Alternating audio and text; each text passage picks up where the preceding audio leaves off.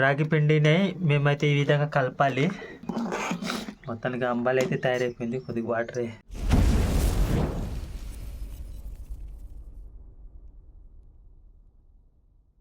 Hi friends, అందరికీ నమస్కారం.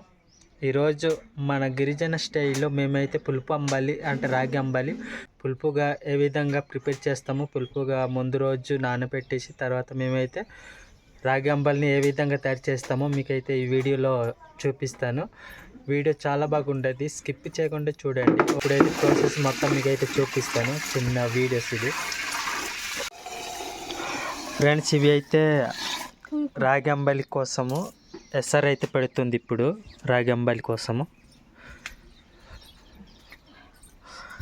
ఇవైతే పప్పు ఇంకా ఉడకలేదు, పప్పు ఇంకా ఏం చేయలేదు కూడా.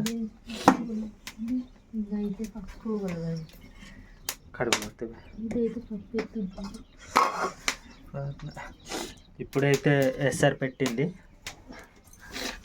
రాగి అంబలి కోసము. పులుపు అంబలి కోసము ఒకరోజు ముందుగా ఈ విధంగా నానబెట్టాలి, ఎందుకంటే పులుపు అంబలి కోసము. ఇవైతే ఎస్ఆర్. ఇప్పుడైతే మేము మా గిరిజన స్టైల్లో మేము అంబలిని ఏ విధంగా తయారు చేస్తామో ఇప్పుడు మీకు ఈ వీడియోలో చూపిస్తాను. ముందు ఎస్ఆర్ రాగానే అంబలి అయితే మేము ఏ విధంగా చేస్తామో ఈ వీడియోలో అయితే మీకు చూపిస్తాను ఫ్రెండ్స్. ఇప్పుడైతే మేము రాగి అంబలిని ఏ విధంగా తయారు చేస్తామో మీకైతే ఇప్పుడైతే చూపిస్తాము. ముందుగా నానబెట్టిన రాగి పిండిని మేమైతే ఈ విధంగా కలపాలి. మొత్తానికి అయితే ఎస్ఆర్ వచ్చింది కొంచెం ఫ్రెండ్స్. ఇప్పుడైతే కొద్దిగా వాటర్ అయితే తీస్తుంది ఎస్ఆర్ వచ్చిన వాటర్. ముందుగా ఈ కలిపిన ఈ విధంగా అయితే కలపాలి. కలిపిన తర్వాత వాటర్ అయితే పోయాలి. లైట్ వేద్దాం.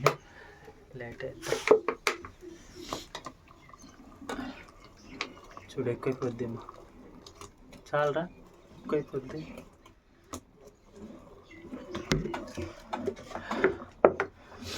చూడండి, ఈ విధంగా అయితే కలపాలి.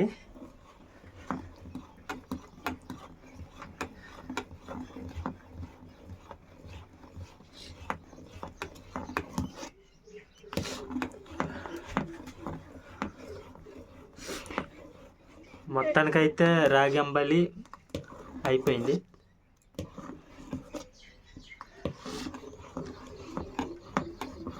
దించేసి కలుపు మరి.